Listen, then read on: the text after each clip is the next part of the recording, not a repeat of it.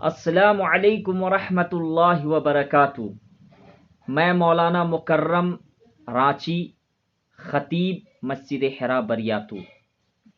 آپ سب کو معلوم ہے کہ میری ویڈیو 3 منٹ 4 منٹ کی آتی رہتی ہے اور اس میں مسئلہ مسائل، قرآن کی چھوٹی چھوٹی صورتوں کا ترجمہ، اسی طریقے سے کچھ احادیث آپ لوگوں کو بتاتا ہوں۔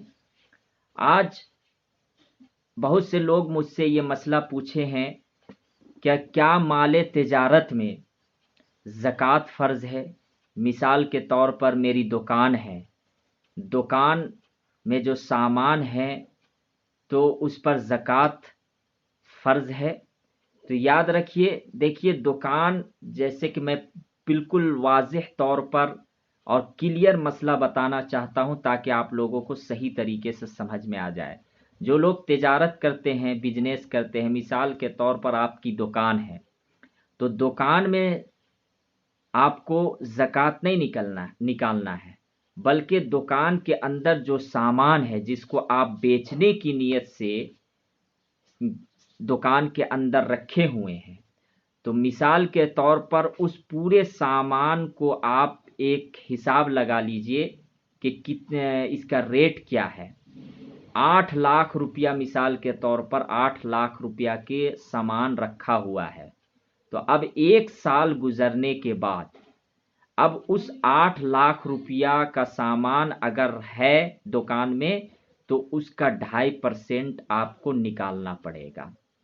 اس کا حساب لگا لیجئے گا، 40 روپیہ میں 1 روپیہ، 1000 میں 25 روپیہ، تو اس طریقے سے آپ حساب لگا کر 2.5% نکال لیں گے۔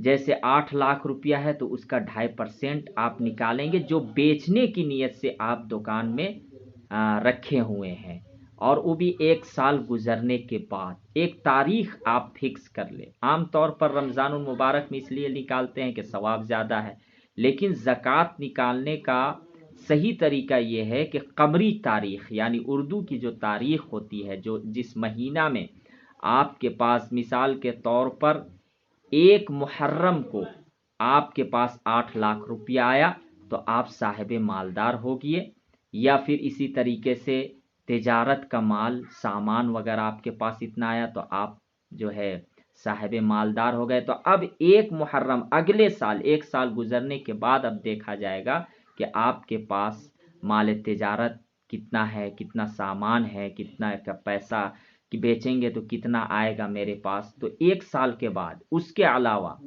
قرض اگر ہے، آپ مقروض ہیں تو پہلے قرض والے کو دے کر پھر دیکھا جائے گا کہ آپ کے پاس کتنا بچا جاتا ہے۔ تو یقیناً ہمیں امید ہے کہ آپ کو مسئلہ سمجھ میں آیا ہوگا۔